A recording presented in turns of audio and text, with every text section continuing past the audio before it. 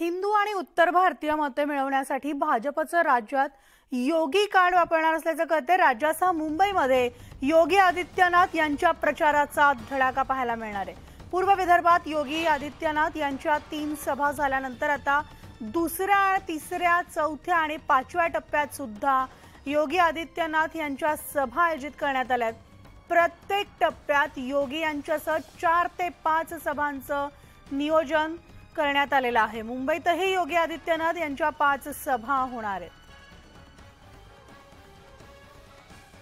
तर यावर आपण अपडेट जाणून घेऊयात। आमचे प्रतिनिधी तुषार उपनवार आपल्या सोबत आहेत। तुषार, मतं मिळवण्यासाठी राज्यात योगी कार्ड जास्त प्रमाणात वापरलं जाणार असल्याची माहिती मिळतेय, काय अपडेट्स?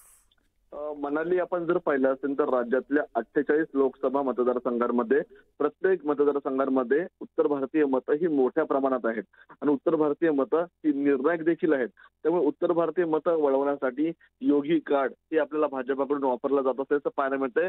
आता पहिल्या टप्प्यामध्ये आपण जर पाहिलं असेल तर जो पूर्व विदर्भाच्या निवडणुका आहेत, या पहिल्या टप्प्यामध्ये योगी आदित्यनाथ यांच्या जवळपास 4 ते 5 सभांचं आयोजन करण्यात आलेलं आहे।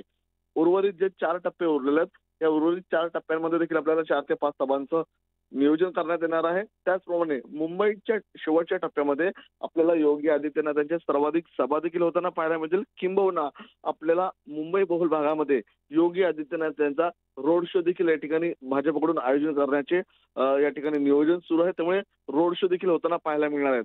योगी आदित्यनाथ यांची उत्तर भारतीय जे प्रामुख्याने नेते म्हणून त्यांची क्रेज जास्त आहे। यूपी मध्ये त्यांनी खूप उत्तम काम देखील केलेलं आहे। त्यामुळे उत्तर भारतीयाची जी जनता आहे ती योगींमुळे या ठिकाणी मोठ्या प्रमाणात मताधिक्य भाजपला देऊ शकते, असा भाजपाचा कयास आहे, असा सर्वे देखील आहे। त्यामुळे उत्तर भारतीय मतं मिळवण्यासाठी भाजपाकडून योगींचं कार्ड वापरलं जाते आणि पूर्व विदर्भामध्ये या संदर्भात 5 सभांचं आयोजन करण्यात आलेलंच आहे। मात्र अगदी बरोबर, आणि त्यामुळे आता बघायचं या निवडणुकीच्या रणधुमाळीमध्ये आणखी किती स्टार प्रचारक आपल्याला पाहायला मिळतात। त्यांच्या सभांचा धडाका तर महाराष्ट्रात दिसणारच आहे। तुर्तास या सविस्तर माहितीसाठी धन्यवाद।